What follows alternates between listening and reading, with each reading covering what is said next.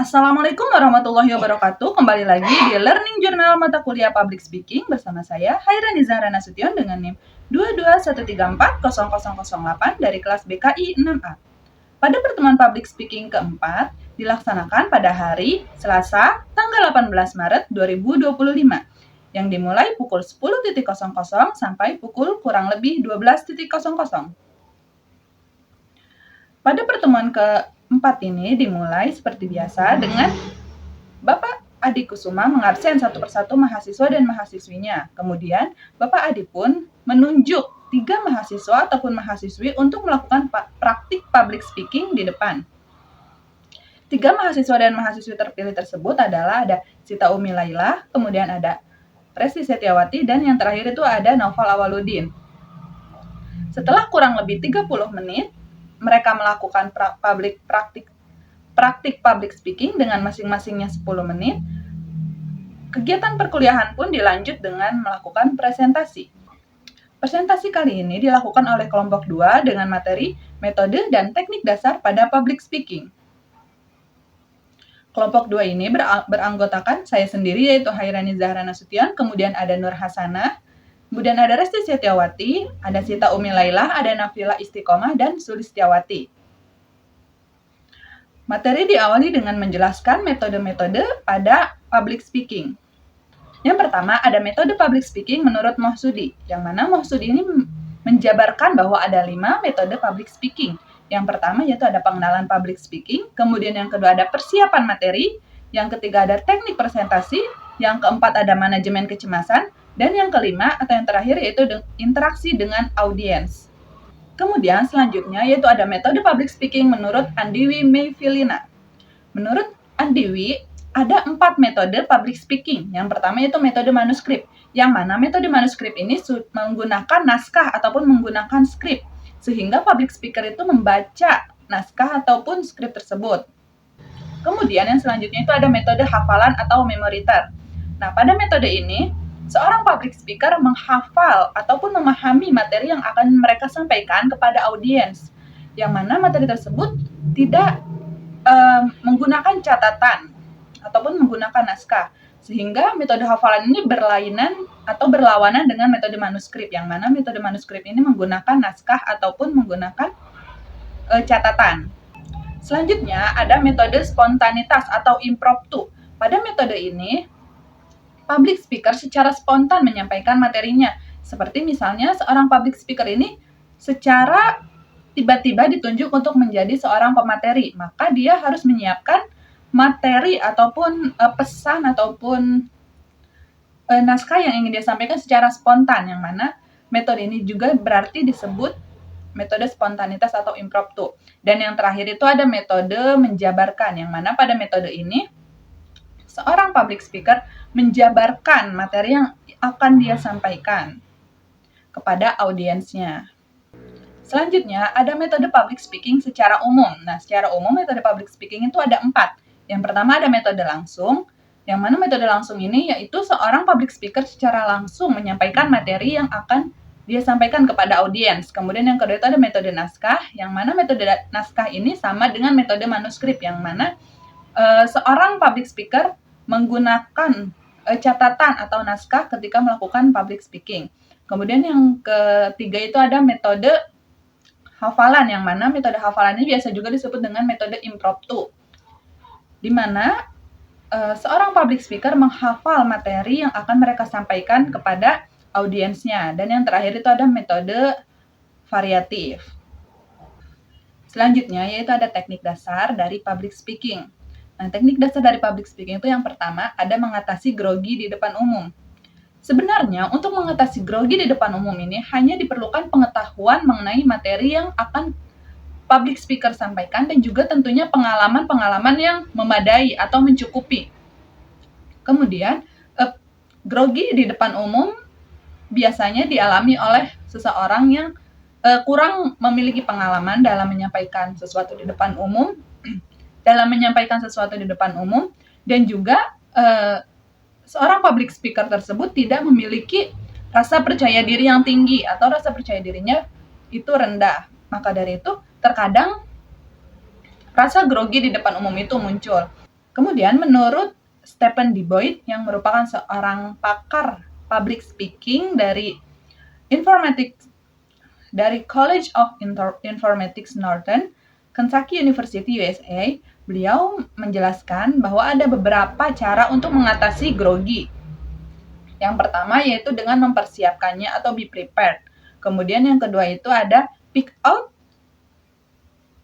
friendly face to speak to. Jadi menurutnya kita harus memberikan ekspresi yang friendly atau ekspresi yang ramah. Kemudian yang ketiga itu ada think positive things about your content. Jadi menurutnya kita itu harus berpikiran positif mengenai konten atau materi yang akan kita sampaikan. Bahwa konten yang akan kita sampaikan ini nantinya akan berguna bagi audiens kita. Kemudian yang keempat itu ada kita harus memiliki opening yang bagus, yang mana opening itu akan menarik perhatian dari audiens kita. Kemudian yang kelima itu kita bisa menjeda terlebih dahulu sebelum kita memulai pembicaraan dengan melakukan kontak mata bersama audiens kita, yang mana hal itu akan membantu kita rileks dalam menyampaikan materi nantinya.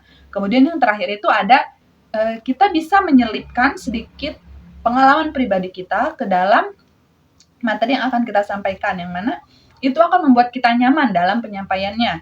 Kemudian selanjutnya yang kedua, teknik dasar public speaking yang kedua yaitu cara menyiapkan materi yang baik. Materi yang baik adalah materi yang efektif dan efisien. Efektif di sini maksudnya itu maksud dan juga tujuan dari presentasi ataupun public speaking tersebut tersampaikan dengan baik oleh pembicara dan juga diterima dengan baik oleh audiensnya. Kemudian efisien di sini berarti penggunaan tools atau kebutuhan dalam melakukan public speaking itu tidak terlalu berlebihan dan seperlunya saja.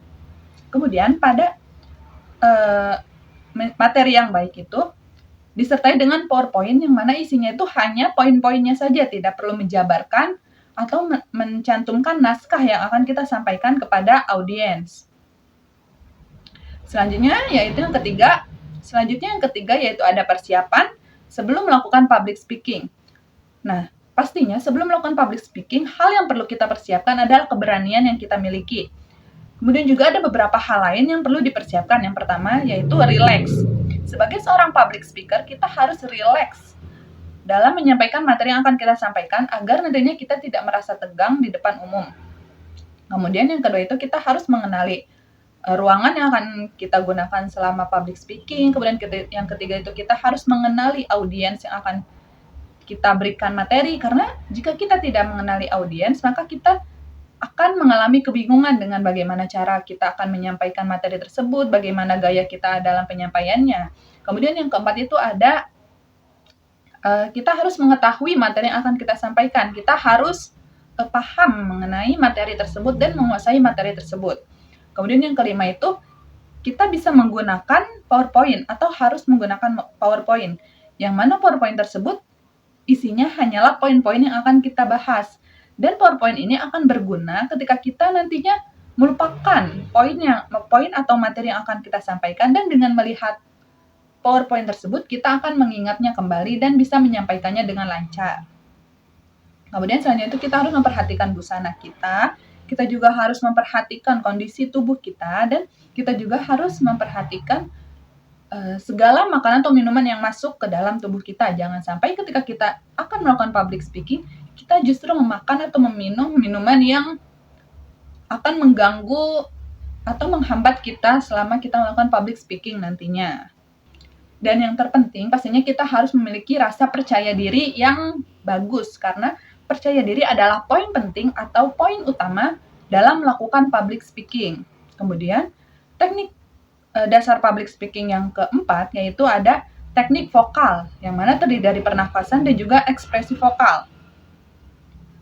Nah, teknik vokal ini meliputi pitch atau tinggi rendahnya suara, kemudian pitch atau kecepatan dalam berbicara, kemudian yang terakhir itu ada phrasing atau kecepatan memenggal atau berhenti sejenak selama kita menyampaikan materi. Nah, teknik dasar yang terakhir atau yang kelima yaitu ada teknik ice breaking, yang mana teknik ice breaking ini penting digunakan oleh seorang public speaker agar audiens tidak agar audiens tidak merasa bosan ataupun tidak tertarik lagi kepada materi yang akan public speaker itu sampaikan. Dan juga dalam teknik ice breaking ini kita bisa menggunakan jokes, yang mana jokes ini bisa membantu kita mencairkan suasana selama melakukan public speaking. Setelah penyampaian materi selesai, maka kegiatan presentasi dilanjutkan dengan diskusi, yang mana diskusi ini merupakan tanya jawab antara audiens dengan pemateri. Kemudian setelah sesi diskusi ini selesai, presentasi pun ditutup dengan arahan dari Pak Adi Kusuma atau dosen pengampu pada mata kuliah public speaking ini. Kemudian perkuliahan pun diakhiri sekitar kurang lebih pukul 12.00. Hanya itu yang bisa saya sampaikan dalam learning journal pada kali ini. Mohon maaf apabila ada kekurangan ataupun kesalahan kata dalam penyampaian di learning journal kali ini. Saya Hairani Zahra Nasution dengan NIM 221340008 dari kelas BKI 6A, pamit undur diri. Terima kasih. Wassalamualaikum warahmatullahi wabarakatuh.